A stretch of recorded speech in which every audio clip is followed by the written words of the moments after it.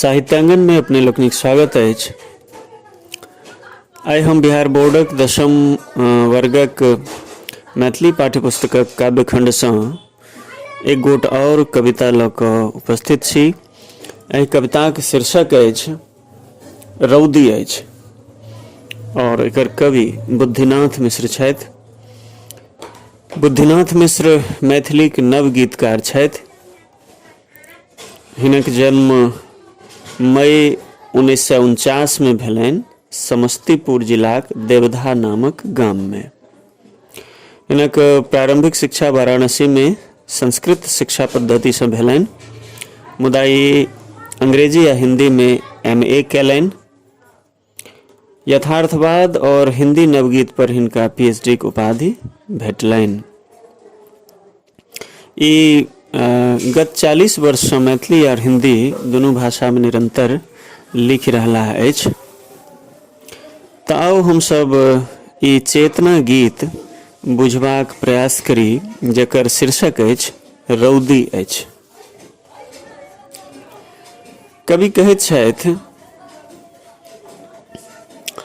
रौदी अछि दाही अछि हमरा ले धनि सन।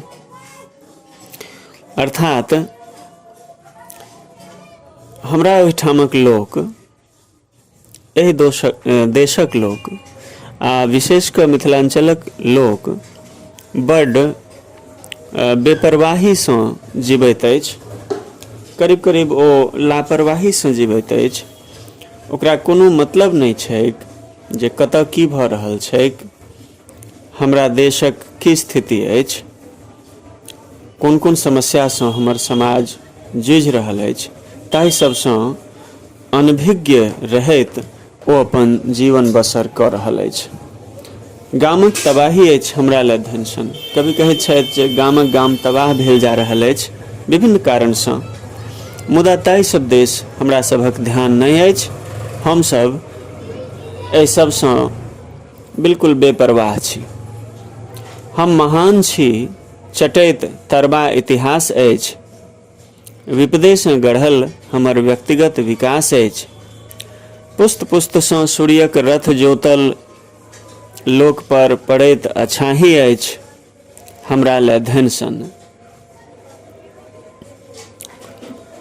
कवि कहैत छथि जे हमसभ अपने मोने बुझि रहल छी जे हम महान छी और इतिहास वस्तुतः हमरा परतारि रहल अछि। इतिहास हमर तरबा चटैत अछि, ओ हमरा परतारैत अछि। हम बाबा पुरखाक नाम लऽ कऽ जीवैत छी और अपन एतेक बदहालीक बावजूद अपना आपके महान बुझै छी। कहै छथि विपदे सँ गढ़ल हमर व्यक्तिगत विकास अछि। जे हमसभ विपत्ति में समय काटै छी, जीवन उगि रहल छी और ओही के अपन व्यक्तिगत विकास बुझैत छियै।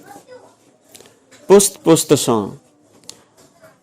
हमर पुरखा सब सेहो एहिना समय काटैत रहलाह अछि। ओही तरहें हमर समय व्यतीत भेल अछि। ओही सूर्यक रथ जोतल लोक पर पड़ैत अछाही अर्थात ओही छाह में समयक जे छाह छियै, ओही छाह में हम जीवैत आबि रहल छी। हमरा सँ एखन धरि समय बदलल नहि भेल अछि, मुदा ताहि सबसँ अनजान अनभिज्ञ हमसभ बेपरवाह बनल छी।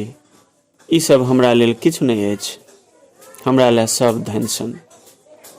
हम देशक कर्णधार हमरहि सँ देश अछि, मुदा हम से नहि बुझै छियै। हम बुझै छियै जे देशक कर्णधार कर्ता धर्ता हमही छी। हमरे बले देश चलि रहल अछि। भाषण में हम रन में राजा सलहेश अछि। जखन जखन भाषण देबाक काज होय तऽ हम आगू रहै छी, और जखन रन में जेबाक काज होय तऽ हमसभ अपन पुरखाक नाम लेबऽ लगैत छी, जेनाकि सलहेशक नाम लेबऽ लगैत छी, अथवा एहन सन अपन पुरखाक नाम लेबऽ लगैत छी जिनका नामक पगड़ी राखि हमसभ महान बनय चाहैत छी। शरणागत पालक हम, तैं चारू सीमा पर ई आवाजाही अछि। कवि कहैत छथि जे हम सब अपना आपके शरणागत पालक बुझैत छियै ऐतिहासिक दृष्टिसँ, और ओ लक्षण हमरा सबमे एखनो अछि। तैं चारू सीमा पर चारू दिससँ आवाजाही मचल रहैत अछि, मतलब लोग घुसपैठ करैत अछि, और हमरा ले धन सन हमरा तकर कोनो परवाह नहीं अछि। अहाँ धरापुत्र धरा पर अहींक घाम खसै, हम लोकक प्रशंसा करैत ओकरासँ काज लेबाक फिराक में रहैत छी, और दोसर के कहै छियै धरापुत्र, धरतीपुत्र कहैत छियै। मोन में ई रखैत छी जे घाम ओकरे खसैक, घाम ओकरे चुबैक, अर्थात मेहनत वह करे, शीत तापहीन हमर परिवारक राज रहे, और हमर परिवार शासन करैत रहे, राज करैत रहे।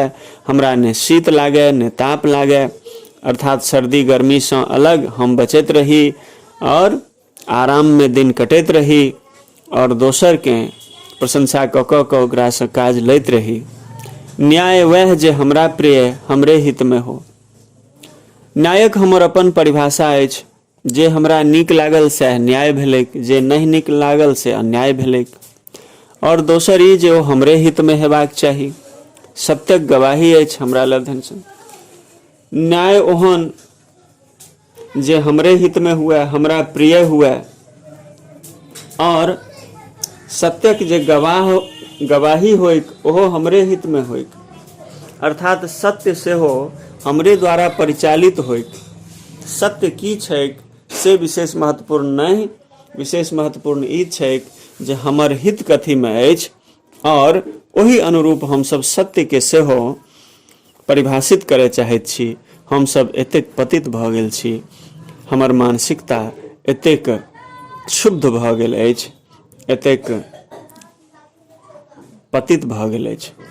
अंत में कवि फेर वह टेक दोहराबै छथि, कहै छथि हमरा ले धन सन, अर्थात हम सब ओहिना बेपरवाही में निफिकिर भ क जीवऽ चाहै छी।